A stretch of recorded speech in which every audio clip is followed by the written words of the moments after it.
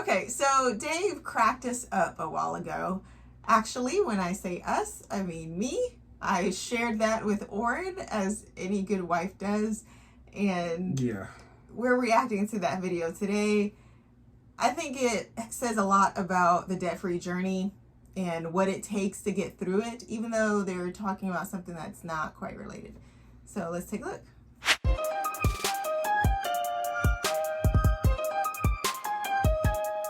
There's two things that I think parents have eliminated over the last few decades: hard things and scary things. Hard things where it's not scary, it's just really, really hard. It's a hard thing. And scary things are allowing kids to fail, to try an instrument, Dave, to maybe try a small business, to try a sport, to do something. Where they actually keep score. Yes. And you don't get a trophy unless you win. I think they're absolutely right. I mean, somehow along the way, we've consumed this message of you should have an easy life, in that, you know, positive vibes only. Like you should just have good vibes and nothing bad and no negativity and all that stuff. I mean, I think we went from one extreme to the other. Obviously, everything can't be, you know, bad all the time, but there has to be a balance. Like literally, there's no such thing as all bad, no such thing as all good. It comes together, and you have to learn how to function in that. And that's true. I think that's what's missing. Mike Glacier talks about this in the Comfort Crisis. We have worked very, very hard to be comfortable. Oh, yeah. And then we've worked even harder to make sure our kids don't experience any pain. And it turns out, now the data is in, that's a mistake. Mm-hmm.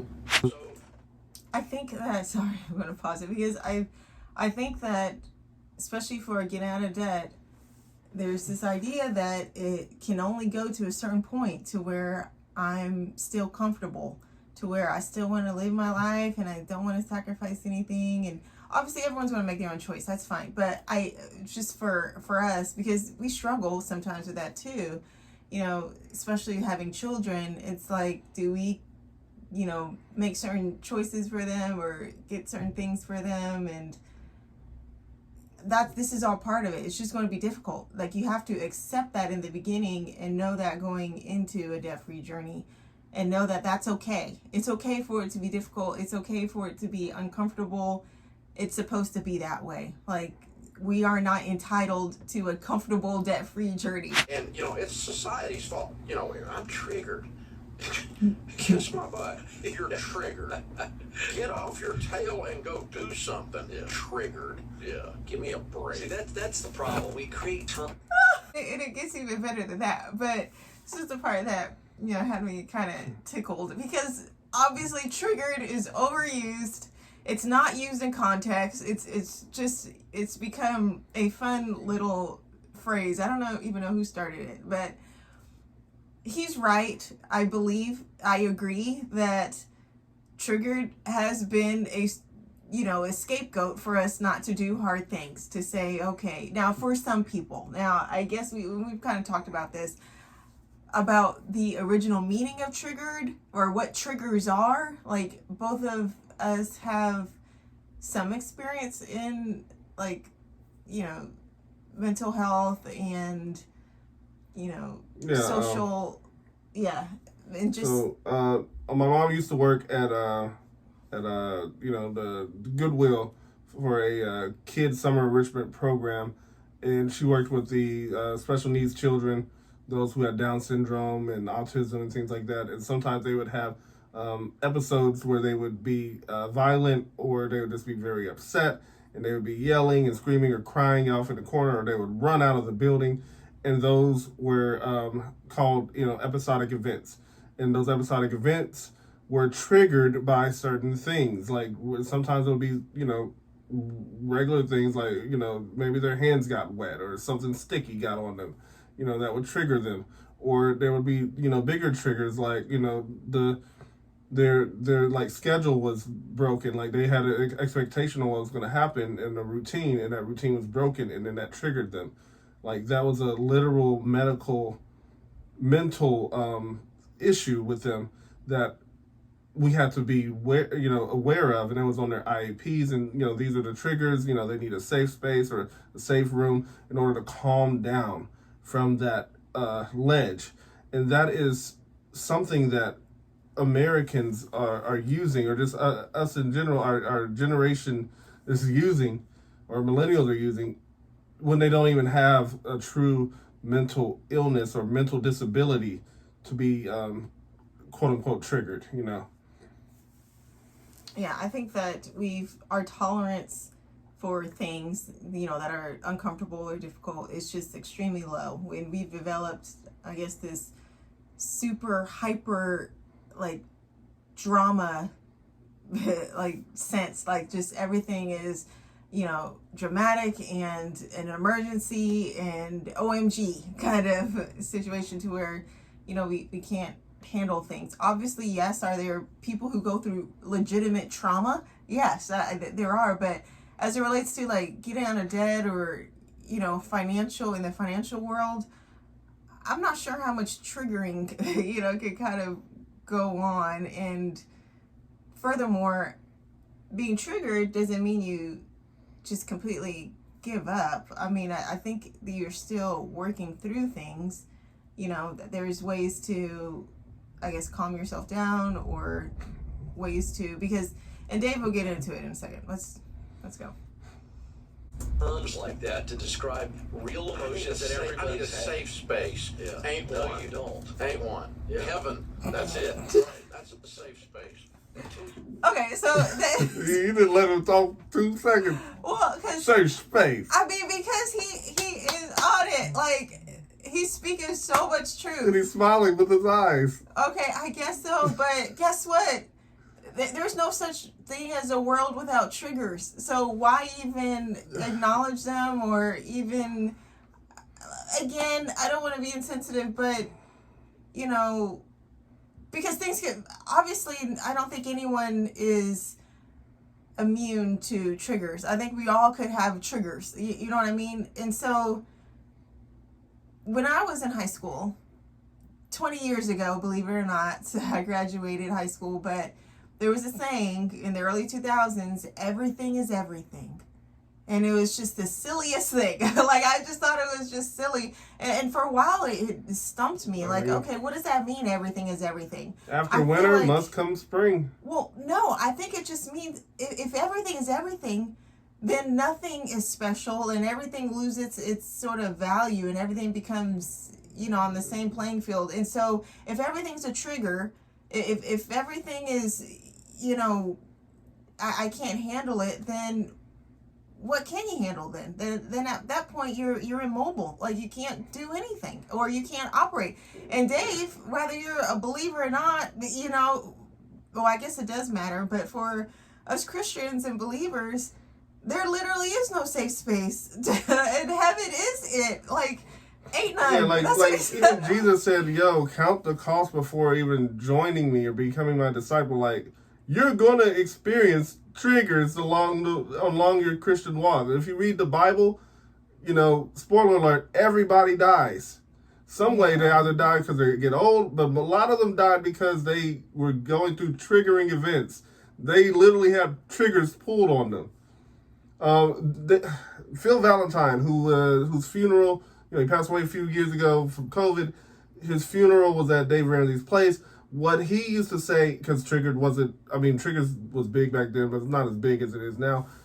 He would say uncomfortable. That's the correct term, not triggered. Triggered is what, is that mental terminology, that mental illness or mental disability terminology. Uncomfortable is the right word. You don't like losing because it makes you uncomfortable. You don't like failing at something because it makes you uncomfortable. And honestly, my students, because I'm a teacher, are uncomfortable with not doing well on something. We're getting something wrong. That's why they cheat. That's why they're cheating. That's why they're not paying attention, because they don't understand what I'm saying. Even though I open myself up to them, I'm saying, like, I can help you right now. But they're uncomfortable asking for help. They're uncomfortable sending me an email after school because they'd rather do something else. And everything is, like you said, considered a trigger. But it's really just being uncomfortable. You know, it's the idea of rigor that they talk about in education. Is really rigor, a trigger, you know, like something that makes things uncomfortable so that they can become more and more better at becoming a math thinker or just a thinker in general. I think this is a valuable lesson here. Obviously, it's a great clip to get offended by, and I think maybe some people may miss it, but it's a great motivator if you are trying to reach financial goals, in particular, trying to get out of debt. You're just going to have to plow through. Like, it's almost to the point where you have to have those blinders, like on a horse. You can't look to the left or right. And the horses get triggered very easily. Yeah, like you have to eliminate all the distractions and just hit towards the goal, because otherwise, like I said, there's so much pulling at you in this journey to where you'll get discouraged, or you'll get tired, you start questioning, you know, what you're doing, and you'll just want to quit. It's got to be something where there is no other option. Like, this is what I'm doing, and I'm not taking things for an excuse. Like, no. And the sad thing is, what we're discovering now is that a controlled, reasonable level of pain in order to create growth is the right way. Muscle is not built unless you get sore. How do you get sore? That's called pain. Working out. You lift a weight and your muscle gets sore. Lactic acid kicks in, but no muscle is built sitting. It's true. Fire. I'm sorry, but everything he's saying, you know, talking about working out, you know, building muscle, there's no comfortable way to do that. You know, like, you're going to be uncomfortable, but people embrace that kind of discomfort. Yeah, when I was in the police academy, there is a way to gain muscle comfortably, to experience pain and work through it, and that's like by getting, like, you know, obviously the protein shakes, but also like something like the big whey protein that contain creatine, like that kind of slight steroid. Those steroids and stuff, or whatever, the slight steroids, you know, they can get you to not feel as much pain as you're working out. So, okay, yeah. But what are the risks of those? That's what I'm trying to get at. Like, the risk is still high. It's a way for people who don't want to experience pain, you know, to not feel uncomfortable. And that's, you know, that because pain triggers me, or, you know, I'm going to quit the academy sooner. Well, but then it dehydrates your body out. You know, people have lost arms from or limbs in general from just lack of hydration, and then the cramp and all the stuff. It just because your body's not used to, you know, because you're working your body out too much, and you're not experiencing all the pain that it has to deal with. Like, if you lost the sense of feeling, your body is going to get destroyed a lot sooner. If, you know, your pain is your sensor. You know, that's the thing that said, hey, slow down at this. If you're touching the hot stove for too long because you can't feel pain, you're going to lose that hand. You know, it's going to catch on fire. It's going to burn up. It's a wrap, you know, so. So is there a way, do you think that pain in the debt-free journey is signal to us to slow down or to stop? Or is it meaning that muscle is being developed and that you are getting stronger? It's going to get you stronger. I think I shared this in one of our earlier videos, like a year and a half ago or something like that it's like a slingshot. Like, once you get out of debt, you know how to go through a lot. You know how to make money. You know, you're going to know how to work hard to get money, or know where to go to get it. So you're going to slingshot forward if you want to continue on, you know, earning an income and building up wealth and stuff. Like, it's like that stuff is a slingshot is pulling further and further back. And once you're out of that, you can just let go, and you're finally, you know, building wealth really quickly because you're, you know, working hard at it faster than other people who are just, you know, they never experienced being in debt, or they haven't, you know, gotten or accumulated that much debt to really work their way out of. In my opinion, this is an opinion. I think there's a lot of distractions and a lot of, you know, easy button sort of things out there for people trying to get out of debt. And I think that confuses people, and I think it slows them down, just like, sort of what Dave's talking about. It never has happened. And the muscles of our brains, the calluses on our brains, come from persevering through hard things, stressful things, and coming out the other side, and no one saying, oh, here's a safe space, I'm sorry you're triggered. That's exactly right. Now what you are is you're prepared. You're prepared for whatever life throws your way. It's toughening. Because you've come through challenges before, you've done hard things, you've overcome scary things, and now you go, okay, I can take the next hard thing on. Do you think that there need to be safe spaces in schools? Because my school has safe spaces. Certain kids with IEPs, yes, but also, there are other kids out there who are, they get triggered as well, and, they need to step out of the classroom. Yeah, I guess so. Like I said, I don't want to step on toes, but, when you go to Walmart, where's the safe space there? Where's the safe space at the park? Where's the safe space? Like, where is this little, world that is created in school? Obviously, where does it translate into the real world? And I just feel like there's, like Dave said, there ain't none. like that was the best way to say it. Ain't none. Like this. Dave would call that, if it's Walmart, he would call it therapy. What was it? Shopping therapy or something like that. Like that. Walmart is a safe space in itself. I don't know. Buy what you want. I got you. I can take the next scary thing. I appreciate Dave being sensitive to the feelings of wanting to help that a lot of parents have, or even people going through a debt-free journey, especially parents who are going through this with children. Everyone wants the best thing for their children, and that's okay to acknowledge, but you have to just really think about what is going to be the best thing. Is, we can put our daughter in ballet, we can put our son in football and everything else, and then less money towards debt, less money towards being able to, actually have a house for them. But what would have been best for them? That can be debated. Is it better having, them living in a home without the stress of debt, or, these sports that they may not necessarily even remember?